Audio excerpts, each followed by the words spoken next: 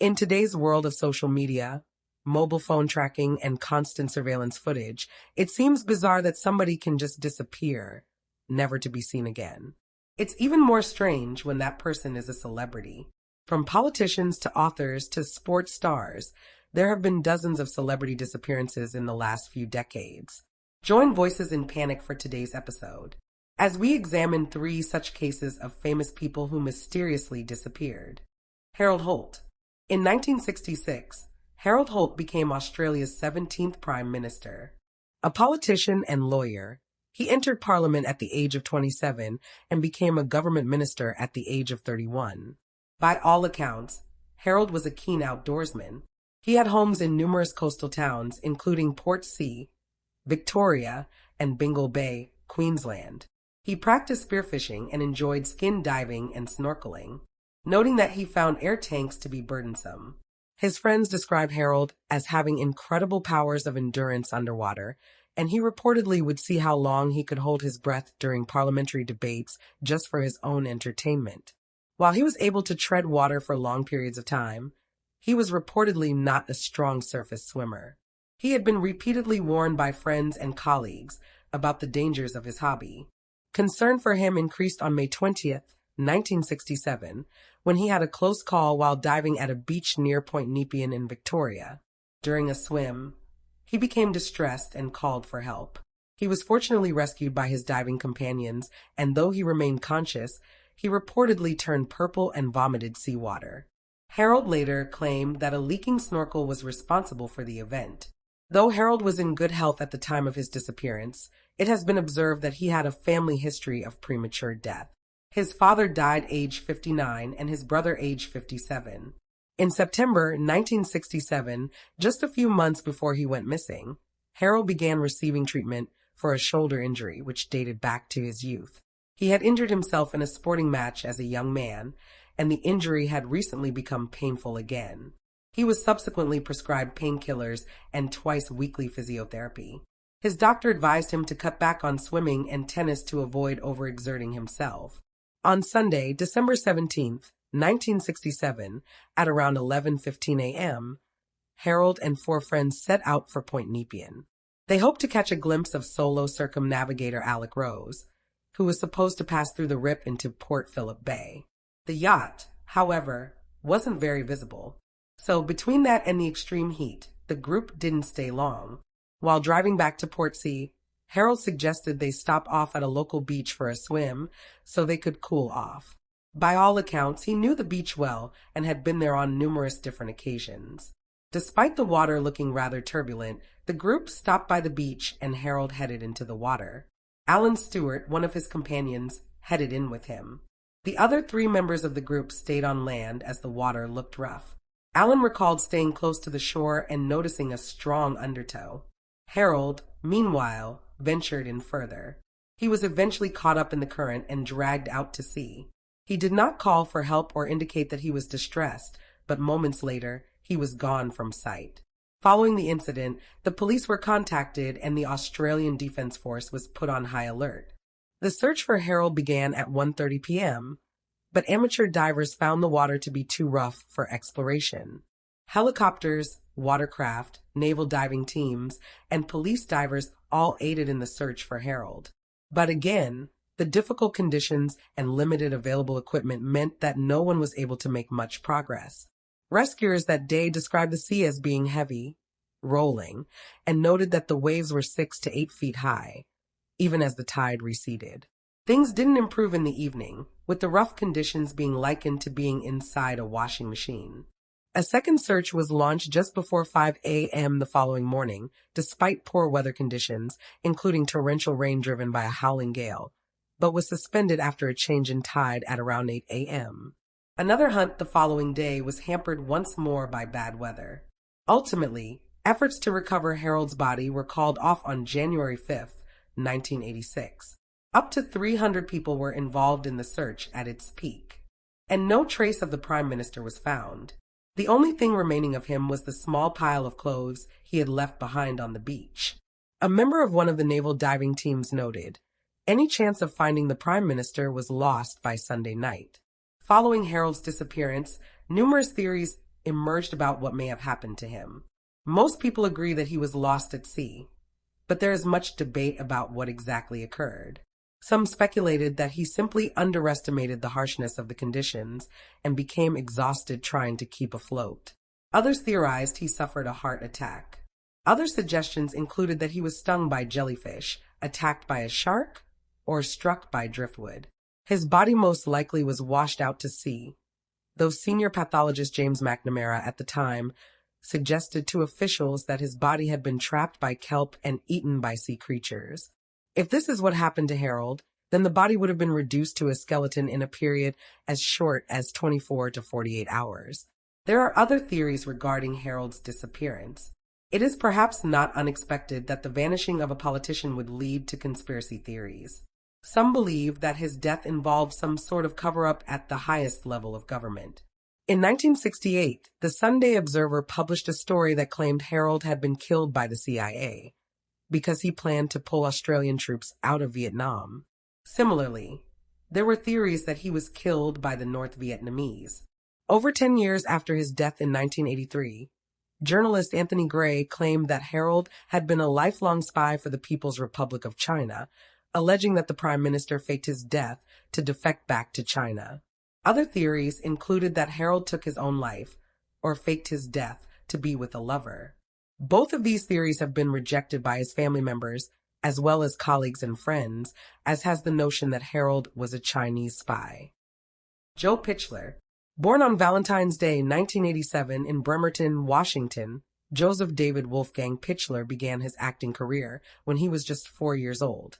One of 5 children, he managed to get cast in a string of TV commercials as a child, with his family moving to LA to help him pursue his dream. In 1996, at the age of 9, he played a small role in the thriller film The Fan with Robert De Niro and Wesley Snipes, before eventually getting a part in the 1999 movie Varsity Blues, one of his most well-known roles. Things only got better for Joe in 2000, when he was cast as one of the main characters in the movies, Beethoven's Third and Beethoven's Fourth, both family comedy films following the antics of a St. Bernard dog. Around this time, Joe told the media, "I've said no to sex and drugs. I don't want to get typecast. I'd much rather do movies. I like the whole atmosphere of changing characters and meeting new people." In 2002, Joe made his last 2 appearances on screen. He starred in 2 episodes of The Nightmare Room, a children's anthology horror series, and the movie Children on Their Birthdays, an independent comedy drama. In 2003, his mother, Kathy, decided that Joe needed a break from Hollywood. She was concerned that he would burn out and wanted him to be able to complete his education, stating, "I just wanted him to have some normalcy in his life. He's a good boy and took it well, but he wasn't really happy about it." During his acting hiatus, Joe returned to his hometown where he finished high school, moved into his own apartment, and took a full-time position as a telephone technician at Teletech. He still dreamt of pursuing acting, though, telling his family that once his braces were removed, he would return to Hollywood. Tragically, Joe disappeared before he was able to do so. Joe was last seen on February 5th, 2006. He met with friends earlier that day who noted that he was in good spirits, but at around 4:15 a.m., he called a friend from his mobile phone. The friend described 18-year-old Joe as sobbing and being inconsolable. He ended the call by saying he would ring back in an hour, but he never did. Nobody heard from Joe again. After this point, for days later, his silver Toyota Corolla was discovered. It had been abandoned half a mile from Port Washington Narrows, a large body of water. There was a note and poems left behind in the vehicle where Joe expressed his desire to be a stronger brother for his siblings. He also stated that he wanted his younger brother, Matthew, to have some of his belongings. Investigators strongly believe that the note left behind indicated Joe had taken his own life. However, his family disagreed, noting that he was not depressed at the time of his disappearance. Though some reports observed that he was recreationally engaging in drugs and alcohol when he went missing, he was not known to have any issues related to either substance.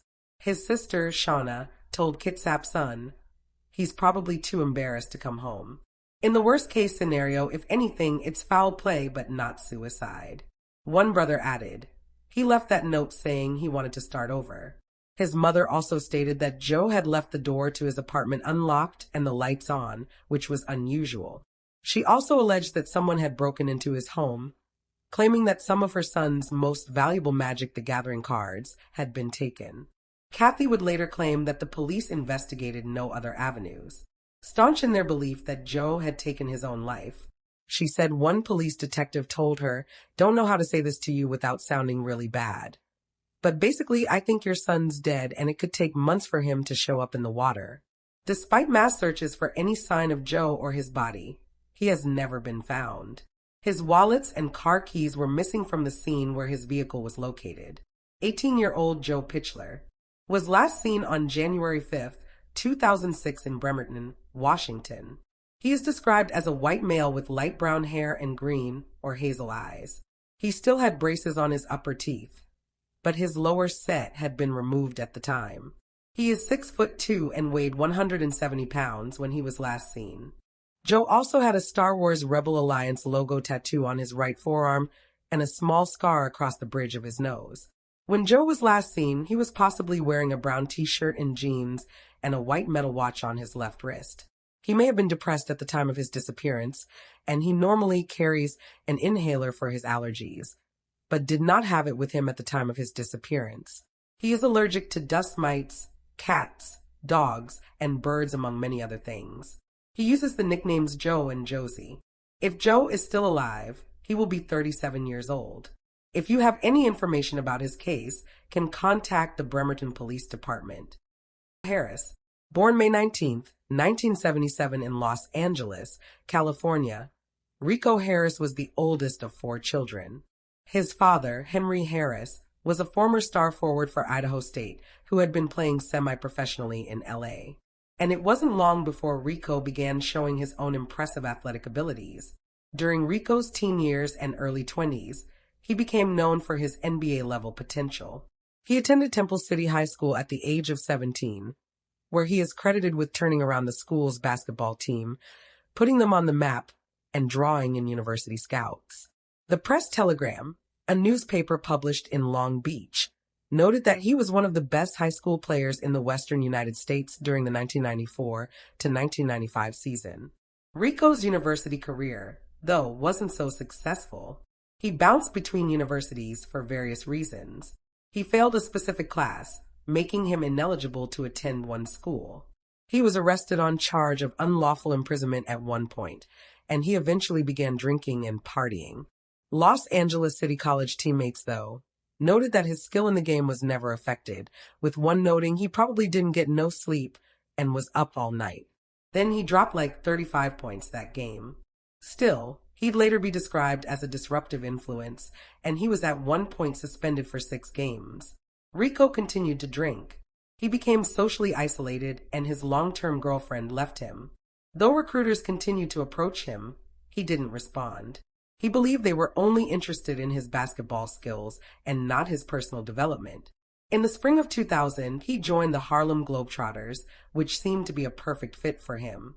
However, just a month into his career, he got into a fight while out in LA and was struck on the back of the head with a baseball bat. Though he managed to escape the scene, intense headaches and balance issues arose as a result of the assault. He left the Globetrotters at the age of 24. Over the next few years, Rico would deal with alcohol and drug abuse issues, which would lead him to be arrested over 100 times, mostly for public intoxication. In 2007, at the age of 30, he finally began to get things together after an overdose led him to be sent to a rehab facility. Upon his release, he attempted to live a normal life, securing housing, picking up a job as a security guard, and eventually meeting Jennifer Song. The two began dating shortly afterwards. By September of 2014, the pair were discussing marriage, eventually left California to be with Jennifer in Seattle. Here, Rico managed to get a job interview as a property appraiser and exchanged his California driver's license for a Washington one. Though he and Jennifer struggled to adjust from being a long-distance couple to living together, Rico was looking to make it work. He wanted to have a fresh start in Seattle. On October 8th, he drove from Seattle to Alhambra to speak with his mother and collect some clothes. His girlfriend, Jennifer would later tell the media that she believed Rico had also gone to visit his mother for some closure regarding things in the past. Quote, I think he realized some things and wanted to talk to his mother. He wanted her to trust him and trust us and believe in our relationship. His mother, Margaret, would later state that she didn't believe Rico got what he wanted from the conversation. Shortly after midnight, Rico began the journey back to Seattle. Records show that after leaving Alhambra, he drove north on Interstate 5. He then stopped 40 miles south of Sacramento to get petrol. He called Jennifer at 10:45 a.m. on October 10th, leaving a message which said he was going up into the mountains to rest as he hadn't slept much after leaving Seattle. At 11:15 a.m., the phone was turned off. On October 13th, 2014, a deputy for the Yolo County Sheriff's Office found a Nissan in the parking lot at the Cache Creek Regional Park. He thought nothing of it until the following day when he noticed the vehicle was still there. When he checked the registration, he learned that the Nissan belonged to Rico Harris, who had been missing since October 10th. The car's gas tank was empty and its battery was dead. The inside looked as if it had been ransacked. A short time later, his mobile phone was found in the park. The battery was dead, but the device was undamaged. A black backpack was propped up against the guardrail nearby. It contained a few jumper cables and some clothing and 2 bottles filled with alcohol and an energy drink. Once the phone was charged, investigators recovered a video Rico appeared to have filmed of himself unintentionally sitting in his car at the park, looking through paperwork from his glove box and carelessly tossing it into the back seat as music blasted from his speakers. The video was from the night of October 10th. Around October 18th, tracks were discovered in the sand by Cache Creek. They had not been there the previous day, and though a cast could not be made of them, they seemed big enough to match Rico's large shoe size. That same day, a tall, broad individual walking along State Route 16 was noted by a passing driver. Other sightings of a similar figure were reported this same week, but none have ever been confirmed as being Rico. Rico Harris has never been heard from again since his disappearance. Investigators on the case do not believe that he met with foul play, but that he willingly came to the park. There were no signs of a struggle around the vehicle, and his backpack and phone bear no marks that they were taken by force. They believe Rico left his phone to avoid being tracked or accidentally forgot the device along with his backpack. Authorities theorize that he may have taken a wrong turn after getting petrol and wound up in the park, where he decided to stop so he could take a nap. They have suggested that when he woke up, he decided not to return to Seattle yet, and instead wandered around in the wilderness. By the time he came back to his car, it was gone because it had been towed by investigators. They theorized that he then hitched a ride to another town. The LA Times spoke with Rico's stepfather, who recalled his last conversation with the 37-year-old, where he expressed doubts about whether or not moving to Seattle was the right decision. When his stepfather asked why he was doing it, he responded, "I'm ashamed of the things that happened down here, and I want to start another life." Investigators added that in the footage of Rico in his car, he seemed like a free man. His mother, Margaret, stated he could be alive. Maybe he's not. I don't know what the truth is. I don't know.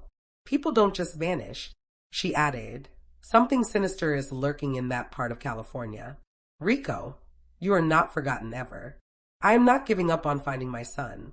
37-year-old Rico Harris has been missing since October 10th, 2014.